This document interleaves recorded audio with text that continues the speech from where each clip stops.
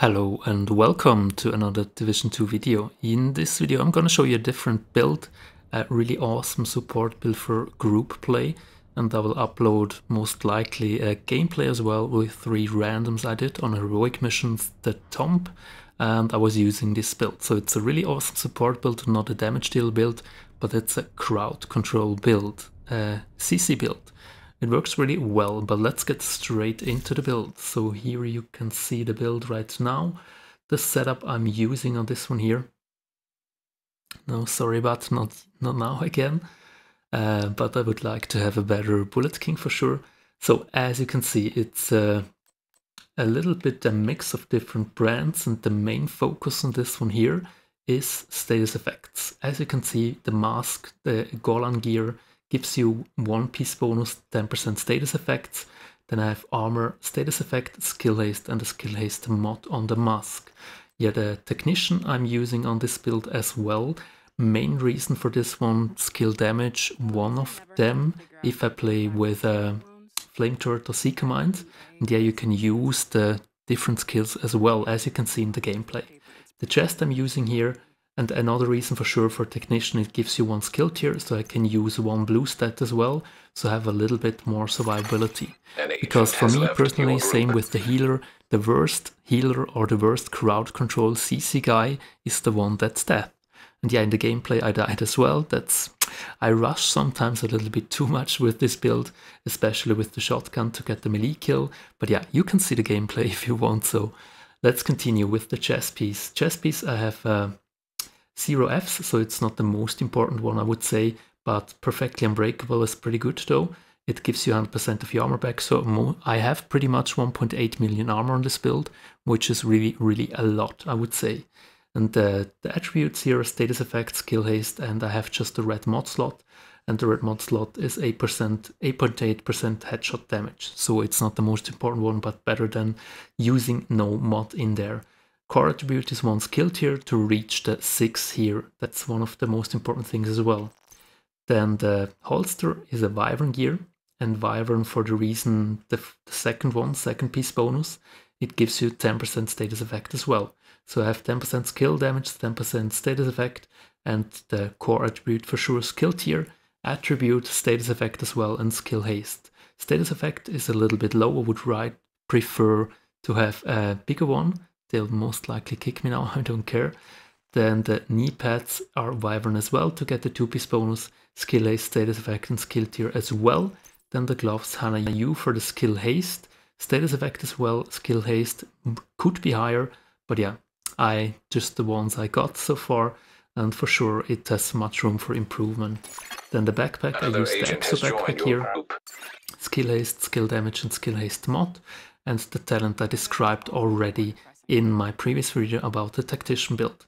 And yeah, if you have here the overcharge as well, it gives you a really nice buff too. Then the gun I'm using is the named Everlasting Gaze, and for the perfect perpetuation. So headshots grant 50% status effect damage and duration. That's quite insane. 60 seconds cooldown. And yeah, to land the headshots, it's not that hard, to be honest. And if you see on the right, it's one of the most cool weapon skins in my opinion. Looks really awesome. This is a really cool gun. You get perpetuation as well on other guns as well, and the perfect talent on this one here. So if you get the perfect one, and this is a really decent roll, then I would definitely use this one here. It's a really awesome gun, and yeah, rifle do quite a lot of damage, even if I have just 1 red and 1 mod. Just 1 mod. A red mod, let's say it this way. And yeah, it works really well with this build. Then as a secondary I have the Sweet Dreams, especially because of the talent, so the melee attacks instantly kill non-elite enemies, and that's why I died as well, because sometimes I tried to blind them, rush them, and then melee them, the purple ones, but it doesn't work all the time if I forget to blind somebody here. The pistol is not that important in the build, to be honest. I just have the one from the technician. So skills I don't use all the time the same ones. Usually I run it, and you can run this setup in legendaries as well. Works pretty good there too, so you're pretty tanky with Unbreakable, and you can blind them really pretty much forever. As you can see, blind duration 23 seconds, really long. So if you have 3 damage dealer in your team, or if you run in a 3-man group and 2 damage dealer, they have a lot of time to kill even the heavies. works pretty well. And against the Rikers, the shield heavies, so you should be able to kill them too. Even in PvP, this build is pretty nasty, I would say. So as you can see, PvP blind duration 9.2 seconds, and it reminds me somehow as they buffed the blinder Firefly, as it was that long as well. So it's pretty OP, I would say. If you're running a team and somebody runs this crowd control build, that's pretty nasty, I would say. 9.2 seconds in PvP, yeah. And then one of the most underrated skills, in my opinion, especially for crowd control, is the shock trap. And as you can see, shock duration 32 seconds. So that's really, really insane. And then the PvP shock durations is really long as well, 4 seconds. I mean, you can melt pretty much everyone really, really fast. Yeah, and if they get shocked, then 4 seconds is a really a long time to kill them. So it's a really nasty build, even for PvP, I would say. But yeah, for PvE, it works really great as well. Cooldown 24 seconds, it's pretty okay, I would say. And yeah, you can see it in the gameplay how it works. So for me personally, one of the best crowd control builds. So if I meet, yeah, they kicked me now as I thought, I don't care. If I run with randoms, they have not the best damage build, then I sometimes swap it up. So then I use the flame turret with this build, works pretty well too, pretty high damage. And you have a really good crowd control, and especially if you use overcharge, this little thing is just insane. I really, really like it. And then sometimes I swap even out the second skill and I use this cluster seeker mines. It's not the best setup, and then probably I would more go for the classic tactician build. But as I said, if you have really decent DPS guys in your group, damage dealers, then this build works really, really well. And sometimes you can see it in the gameplay as well. Then I change to the oxidizer, just if you have some weak points or whatever on machines, or if you, I don't know how they're called in English correctly. But if you have to destroy tanks and they have some weak points, then you can destroy them still with the cam launcher oxidizer. For sure, the fire starter would work as well.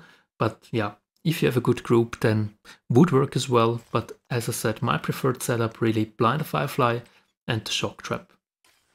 Give it a try. It's really an awesome build for each kind of content. As you can see in the gameplay, I did a heroic mission, the Tomb against Rikers, and then it works really, really well. And for sure, sometimes I forgot it almost, the EMP pulse for sure as well. Sometimes this one is really useful, even in legendary missions against the drones and stuff like this, can be really useful. As you can see, cooldown 13.8 seconds and EMP effect duration 14 seconds means you have it up all the time. So that's really awesome as well to run with this group, and that's even without overcharge. And then you have 200% effect durations with overcharge. So it's really pretty OP, I would say. And yeah, this is it for the build already. I don't want to make it too long. Really hope it is useful for you and some of you have fun with this build as well.